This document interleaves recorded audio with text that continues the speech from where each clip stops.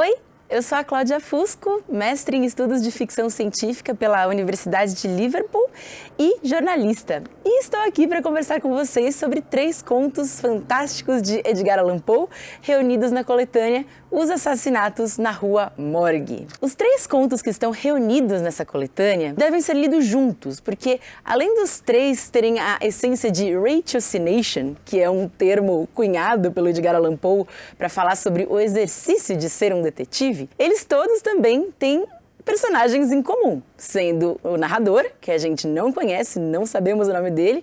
Será que não sabemos? É uma questão da gente discutir isso aí. E também o célebre detetive C. Auguste Dupin, que, apesar de ser um detetive, não é chamado assim nos contos, até porque o termo detetive foi ganhando popularidade depois das publicações de Edgar Allan Poe. Para muitos teóricos de Edgar Allan Poe e da literatura americana, um dos trunfos dessa coletânea é justamente o fato de que são algumas das primeiras obras, se não as primeiras, de literatura policial nos Estados Unidos.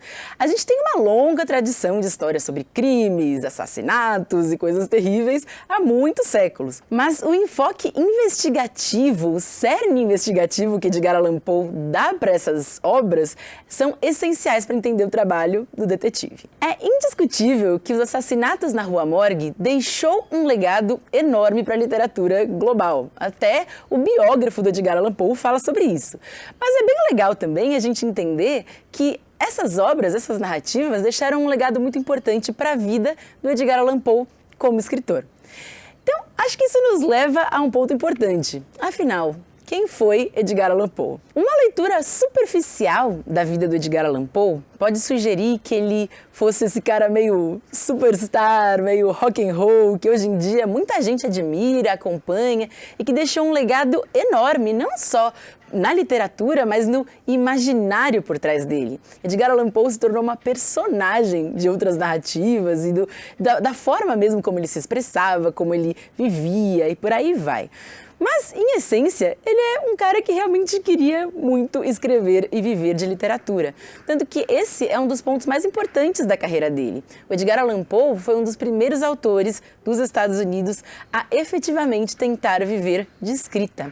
E isso vai nos ajudar a entender muito o que há por trás da premissa e das histórias dele. A vida do Edgar Allan Poe, infelizmente, não foi nada fácil. E isso se transpõe para as narrativas, para a crítica literária dele, que é muito importante para a carreira desse grande autor, e também para a poesia, é claro. Edgar Allan Poe nasceu em 19 de janeiro de 1809, em Boston, Massachusetts. Ele é filho de 2 atores teatrais, Elizabeth e David Poe, que na época do nascimento do nosso querido Edgar, estavam encenando Rei Lear. Então, tecnicamente, de acordo com algumas fontes, o nome Edgar teria saído como inspiração dessa grande peça de teatro de Shakespeare. Mas, infelizmente, a vida infantil de Edgar Allan Poe já começou difícil.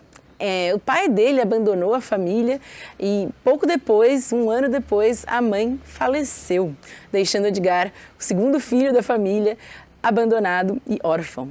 Por conta disso, ele foi adotado por uma família em outra cidade. Ele vivia originalmente em Boston, mas ele foi adotado por essa família chamada os Allens, né? Em outra cidade, muito distante da sua família original. E apesar de nunca ter sido oficialmente adotado pelos Allens, ele ganhou esse nome de batismo. Ele foi batizado por eles alguns anos depois dessa chegada na família e assim ele assumiu o nome Edgar Allan Poe, pelo qual ele é conhecido até hoje. A vida familiar com os Allens, né, John e Frances, era menos turbulenta, mas ainda assim Edgar Allan Poe era um rebelde e justamente por isso passou por poucas e boas nessa época. Tanto que ele entrou na Universidade de Virgínia, uma das grandes universidades do país, que foi criada por Thomas Jefferson e era conhecida pela sua rigidez, pela sua exigência em relação aos alunos, embora nem todo mundo levasse tão a sério. inclusive nosso querido Edgar Allan Poe, Poe acabou se envolvendo em alguns vícios, especialmente em jogos e bebida. Então, muita da comunicação dele com o seu agora pai adotivo, né, John, era baseada nessa troca e nessa exigência de mais dinheiro, mais recursos, porque ele não tinha o suficiente para concluir a faculdade. E ainda que o John estivesse financiando esses estudos e até enviasse mais dinheiro, a gente já consegue perceber um padrão, infelizmente, na vida do Poe, porque ele se envolveu ainda mais em jogos e bebida. Ele sai um ano depois da faculdade sem conseguir completar os seus estudos e resolve seguir carreira militar, onde ele tem até relativo sucesso. Ele consegue reunir uma graninha, juntar recursos e eventualmente se decide por constituir família. Ele já tinha algumas relações amorosas um pouco turbulentas no passado e a gente vai falar mais sobre isso, especialmente no vídeo de depois que vocês lerem, né, o livro, mas ele tinha essa adoração por uma prima que vivia, né, em outra cidade e para a qual ele foi pedir permissão para casamento. Até porque quando ele saiu do exército, desse trabalho militar, ele tinha 26 anos e a sua prima 13. Eles acabam se casando, mas o ponto mais importante dessa narrativa, especialmente dentro da vivência militar, é que além dele ter criado base de alguma solidez na sua vida, ele começou a escrever histórias, especialmente poemas. Sua primeira coletânea é Tamerlane and Other Poems, que ele escreve durante a vivência militar e ele não assina com seu nome verdadeiro. Inclusive, ele nem entrou para o exército com seu nome verdadeiro, ele tinha um sobrenome diferente lá. E a mesma coisa acontece com o livro. Ele não publica com um nome nenhum, ele apenas diz que foi escrito por um bostoniano. Ele não queria assumir nenhuma autoria por enquanto. Mas quando ele sai do exército, ele acaba engrenando na vida de escrita. E ele decide que esse é o seu propósito a partir de agora, começar a escrever profissionalmente. A princípio, Edgar Allan Poe começa a investir em poemas, até porque ele é um grande nome, um nome muito importante para o estabelecimento do romantismo americano. Ele cria muito baseado em estéticas e imaginários inspirados pela literatura inglesa e europeia em geral, né? Com o gótico, com o imaginário assustador, o imaginário sombrio. Ele acaba se dando muito bem com esses poemas e eventualmente vai escrever, em 1845, o seu maior poema, o seu maior legado, né? O Corvo. Mas a gente está se adiantando, porque até ele chegar nesse ponto de literatura, ele vai entendendo que o meio literário de poesia talvez não seja o melhor para ele crescer e desenvolver a sua carreira. Então ele acaba fazendo algo bastante transgressor para a época, que é investir em literatura curta. Ele escreve especialmente contos, que são esse grande legado que ele deixa pra gente, e esses contos com esse viés sombrio, assustador e um pouco sinistro, inclusive. Mas apesar de investir bastante na sua carreira autoral como poeta, escritor de contos e crônicas curtas, Edgar Allan Poe estava destinado a triunfar, digamos assim, em um lado diferente da carreira literária, de crítico. Ele se tornou muito relevante para o mercado literário americano porque ele tinha essa grande astúcia e essa frieza em comentar o trabalho dos outros. Ele era extremamente calculista, extremamente direto, e isso foi transformando em uma lenda, né? Ele acabou sendo associado a várias revistas literárias do seu tempo, justamente por essa precisão de crítica literária. Ainda assim, não era uma carreira triunfante. Por mais que ele pudesse publicar muito, escrever muito, as leis de copyright dos Estados Unidos ainda não existiam, não estavam bem solidificadas. Então, muitos dos seus textos eram distribuídos por aí e ele não recebia um centavo por isso. Inclusive, essa é uma das grandes questões sobre o trabalho inicial de Edgar Allan Poe. Ele acabava sendo muito mais bem pago se ele fosse associado como corpo diretivo de uma revista. Então, esse passa a ser o objetivo dele também, ir atrás de uma função dentro da literatura. A primeira delas é a Southern Literary Messenger, ou simplesmente Messenger, da qual ele foi expulso uma primeira vez por chegar bêbado no trabalho, infelizmente, mas ele ganhou uma segunda chance de entrar como assistente editorial. Então ele publicava, conseguia ter contato com os livros e eventualmente foi migrando aqui e ali, especialmente porque o trabalho de escritor exigia uma certa flexibilidade de onde morar. Edgar Allan Poe viajou muito pelos Estados Unidos, para várias cidades diferentes, e ele acaba não só indo para ter insumos para sua literatura, mas também para tentar publicações diversas. Sua autoestima como editor e crítico literário vai crescendo com o passar do tempo. Em 1840, ele decide fundar sua própria revista, The Stylus. Teria sido uma grande empreitada, mas infelizmente ele nunca chega a ver a sua revista publicada. Ela só vai ser publicada um pouco depois da sua morte, inclusive como legado para o seu trabalho. Já a segunda revista, para a qual ele realmente trabalhou e fez parte do corpo diretivo, foi a Graham Magazine. E é muito bacana que ele tenha conseguido esse lugar, esse espaço, porque a Graham Magazine foi considerada uma das grandes revistas literárias do seu tempo. A Graham tem inúmeras resenhas maravilhosas, inclusive sobre o trabalho do Edgar Allan Poe, quando ele entrou como editor assistente. Ele fez um grande trabalho como revisor dentro desse contexto, inclusive revisando e lendo textos que inspiraram que ele mesmo melhorasse as suas obras. Tanto que, em 1841, é quando ele publica a primeira obra, dessa trilogia que a gente está comentando aqui, Os Assassinatos na Rua Morgue, dentro da Graham Magazine. Existem alguns pontos-chave interessantes para essa publicação. O primeiro deles é que Edgar Allan Poe foi super bem pago por esse serviço. Ele ganhou, na época, $56. E, em comparação com o que ele recebeu por O Corvo, alguns anos depois, que foram apenas $9, isso significa um grande passo para a carreira dele. Ele se sentia vitorioso por estar publicando ali.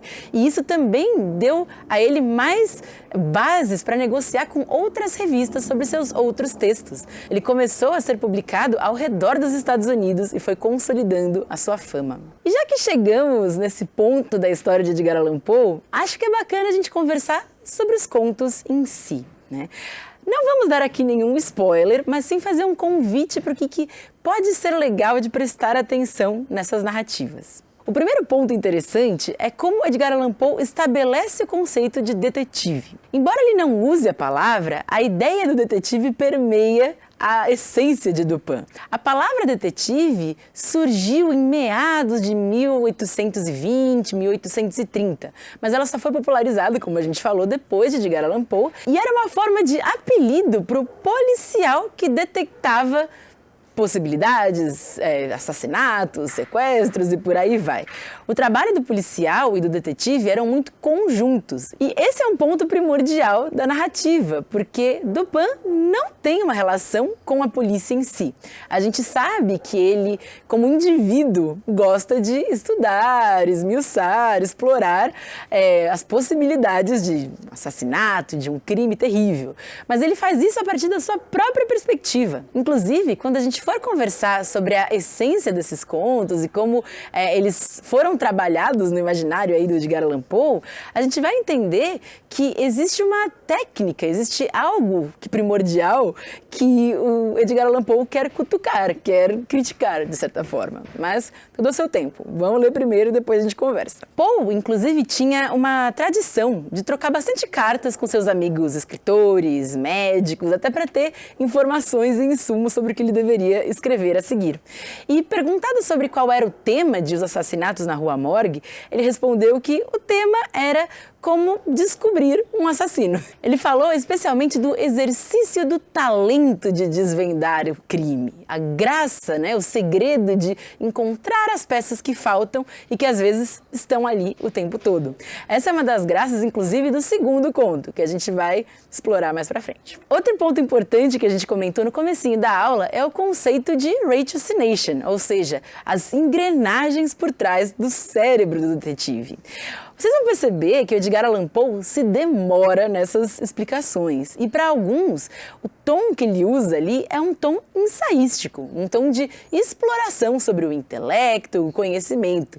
Algo que ficou muito famoso como seu estilo de escrever e até se reproduz em pessoas que escreveram depois dele. Inclusive Arthur Conan Doyle, o autor de Sherlock Holmes. O conceito de ratiocination não é exatamente só sobre desvendar ou descobrir um mistério. É uma combinação entre pensamento lógico, racional e principalmente analítico, vocês vão ver muito a palavra análise dentro desse livro, mas também um pensamento criativo. Essa parece ser a mistura perfeita do intelecto, da imaginação de Dupin. O quanto ele é criativo e o quanto ele consegue ser original nas suas ideias, ainda que elas só reproduzam a verdade. É muito importante para o conceito de ratiocination a ideia de observação atenta. Então, a gente vai perceber o quanto Dupin se demora olhando para coisas, avaliando coisas, lendo atentamente. É um exercício de observação e isso é claro dentro da história. Vocês vão perceber, especialmente no segundo conto, que ele é basicamente uma narrativa sobre observar, sobre ler, né? E esse é um movimento que o Edgar Allan Poe convida a gente a fazer também, que enquanto a gente lê a história dele, a gente lê o Dupin lendo essa história e entendendo como ele vai concretizar, como ele vai organizar as ideias dentro da sua cabeça. Então, uma coisa para prestar atenção é quão atenta é a leitura de Dupin. A gente vai ver em vários dos contos como ele critica a forma como palavras são escritas e por que elas estão no lugar onde elas estão. Isso, naturalmente, é uma herança do Edgar Allan Poe como crítico. E esse é um ponto bem legal de prestar atenção também.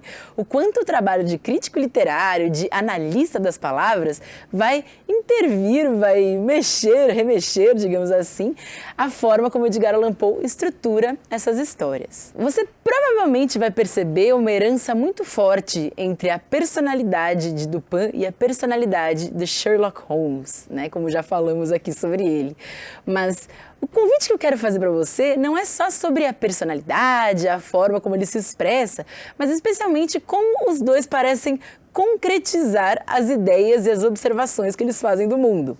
Será que eles fazem isso por meio de palavras, de ideias, de palácios mentais, como Sherlock constrói? A ideia da investigação como um território pode ser interessante para a gente entender essas narrativas, entender esse jogo um pouco melhor. Mas é muito importante entender que Dupin, ele não só observa o mundo e não só afina o mundo a partir da sua perspectiva. É muito importante a fala dentro desse contexto também. Como que Dupin articula as suas ideias e como ele espera que elas sejam recebidas. Isso vai ser mais importante em alguns contos do que outros, mas já fica a dica para prestar um tanto de atenção nos testes mentais, nos jogos mentais e na provocação que ele faz constantemente com o nosso querido narrador. Os fãs do Edgar Allan Poe clássico, até um tanto quanto estereotipado, que fala sobre fantasmas, espíritos e o sobrenatural, talvez fiquem até um pouco surpresos com essa faceta diferente do autor, inclusive para quem é a primeira vez que está lendo esses contos policiais de Edgar Allan Poe. Uma parte muito interessante desses contos do Poe é que ele vai fazer um exercício bem curioso sobre a sua própria obra e sobre a sua própria percepção de mundo. Ele vai muitas vezes nos convidar, nos instigar a olhar para uma situação de um prisma misterioso, sombrio, até mesmo que flerta com o mágico e o sobrenatural, só para depois disso quebrar essa ideia. Isso é algo relativamente comum na literatura que estava se expandindo ali nessa metade do século XIX, que vai eventualmente ser o berço da ficção científica. Poe é um dos grandes colaboradores da ficção científica, embora ele não aborde tanto esse lugar nesses contos específicos, é muito interessante como ele vai brincando com a gente sobre esse jogo de racionalidade. Vale dizer que a investigação e o pensamento crítico, o pensamento racional, são elementos super importantes para a ficção científica.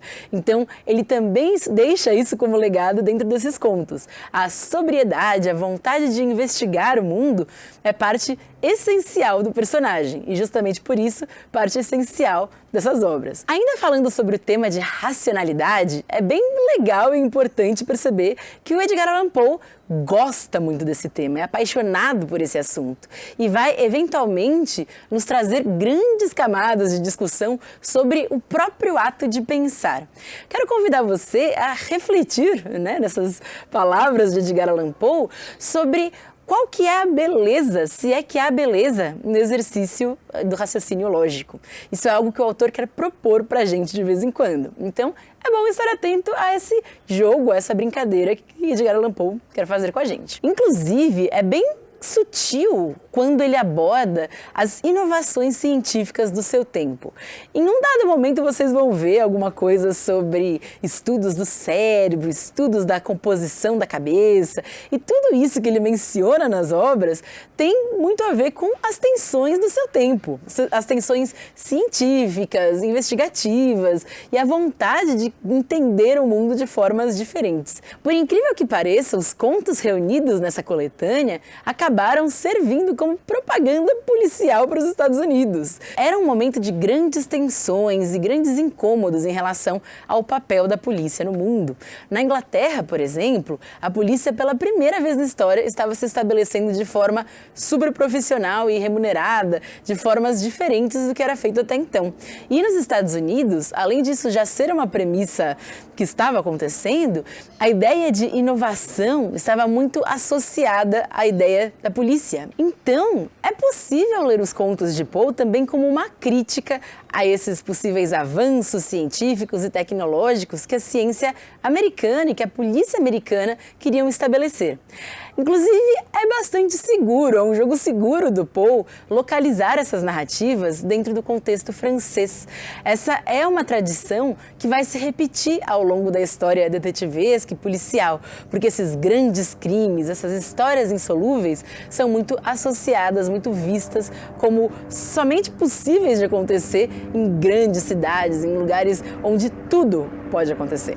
Todas as histórias contidas nessa coletânea também vão brincar bastante não só com ambientação, que é algo importante, vale prestar atenção também em como essas histórias se espalham pela França e por que elas talvez sejam colocadas nessas dinâmicas, mas também tem alguns símbolos escondidos. Vale prestar atenção em como algumas personagens são retratadas, como algumas ideias são mostradas e o que principalmente não é mostrado na história. Como que o Poe vai iludir a gente de vez em quando para nos levar para um lado e quem sabe outro lado ser a resposta.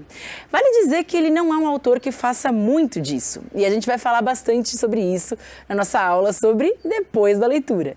Mas é importante entender que ele não é um escritor convencional de literatura detetivesca que vai nos prometer a resposta dentro da obra. Às vezes a gente tem que olhar um pouquinho adiante e até fazer um exercício de imaginação sobre o que ele está nos propondo. Por fim, quero convidar você a prestar atenção na forma como as personagens femininas são representadas dentro dessas obras. Vale dizer que cada conto tem uma perspectiva diferente, tem um olhar diferente, digamos assim, para essas personagens mulheres.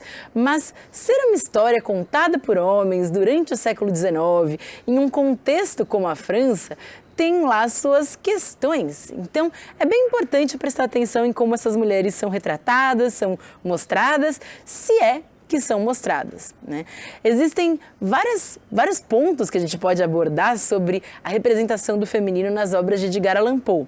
Mas falando desses contos especificamente, essas mulheres têm um ar menos etéreo, digamos assim, do que muitas das musas imaginárias, das musas criativas que Poe desenvolveu ao longo, especialmente dos seus poemas e alguns dos seus contos. É muito legal ter acesso a uma obra como essa, que faz parte de um panteão de narrativas sobre detetives, literatura policial e principalmente literatura de gênero, essa palavrinha que a gente vai ainda abordar bastante por aqui. Mas é essencial entender aqui o quanto essa literatura incipiente, essa literatura de gênero que surgia nesse momento, vai não só nortear narrativas possíveis que virão depois dela, mas principalmente que elas priorizam como essencial para o trabalho investigativo, detetivesco e por aí vai. Não espere histórias convencionais de detetive. Não espere que Edgar Allan Poe vá dizer para você o que você tem que fazer.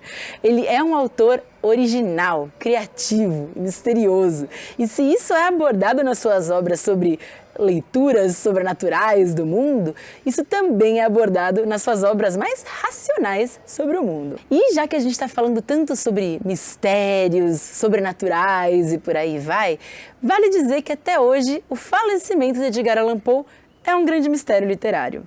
Poe faleceu em 1849 em Baltimore, andando pelas ruas parecendo desnorteado. O que a gente sabe?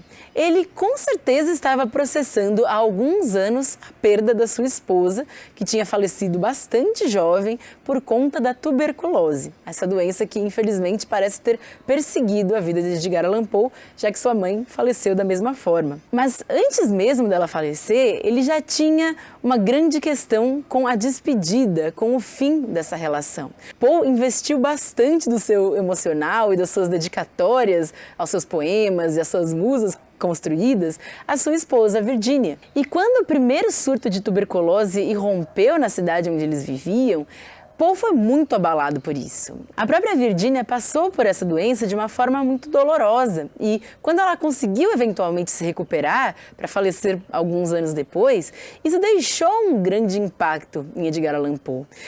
Muitos dos que conheceram, que conviveram com ele, sabiam que os seus hábitos com bebida, consumo de drogas, jogatinas, infelizmente ficaram muito mais frequentes depois dessa primeira manifestação da doença em Virginia. E isso só se agravou com o tempo. Então, quando a gente olha para ele como essa figura atormentada, caminhando desesperado pelas ruas de Baltimore e pedindo ajuda, que ninguém sabe exatamente pelo quê, e muito foi teorizado a esse respeito, se falou sobre engrenagens cerebrais fundindo, né? É muito importante entender o contexto por trás de tudo isso. Entender que essa imagem do artista atormentado que acompanha Edgar Allan Poe não representa tudo que ele é, toda a forma magnânima que ele se colocou obras literárias no mundo, né? E não só como autor, mas como um grande crítico, como um grande editor, como uma pessoa que claramente viveu pela sua arte. E embora a gente consiga ter essa imagem dele hoje, desse autor que claramente passou por bastante coisa para ter chegado a essa reputação grandiosa, essa reputação importante, esse legado infinito, os seus contemporâneos foram bastante duros com ele. Os primeiros obituários que saíram sobre Poe queriam pintar a imagem desse homem completamente desagradável, mesquinho, rude, violento, que caminhava pelas ruas ofendendo outros escritores e outras pessoas. Hoje em dia a gente sabe que boa parte dessas primeiras avaliações aí da vida do Poe tem muito a ver com um certo ressentimento desses autores que não tiveram o mesmo prestígio que ele. Então é muito mais interessante para a gente hoje olhar para o trabalho de biógrafos e de pessoas que estudaram a vida de Edgar Allan Poe com mais profundidade. Acho que o grande truque aqui é entender esse autor não como um estereótipo de um tempo, nem um estereótipo de um estilo de vida, mas uma pessoa complexa que pensava muito em arte e muito em fazer seu trabalho da melhor forma possível. Acho que esses contos ajudam a gente a entender um pouquinho de um lado menos revelado do Poe. A gente entende muito esse cara como sombrio, gótico, com essa gola rolê, dramática, mas, acima de tudo, ele era um cara que prezava demais a racionalidade, as palavras e, principalmente, a mente afiada, o pensamento sempre clínico, sempre crítico e sempre buscando melhorar. Edgar Allan Poe, infelizmente, faleceu aos 40 anos, muito jovem, e mesmo assim deixou um grande legado para a literatura, que com certeza, depois da leitura desses contos, vai ser impossível de negar. Espero que vocês tenham uma ótima leitura. Deixem aqui pra gente, mandem pra gente os comentários, o que vocês esperaram, o que vocês imaginam que aguarda nesse livro. Vai ser muito bacana ter essa imersão na vida, na mente e na forma clínica que Poe enxergava algumas grandes questões do mundo. Obrigada por ter me assistido até aqui e divirta-se!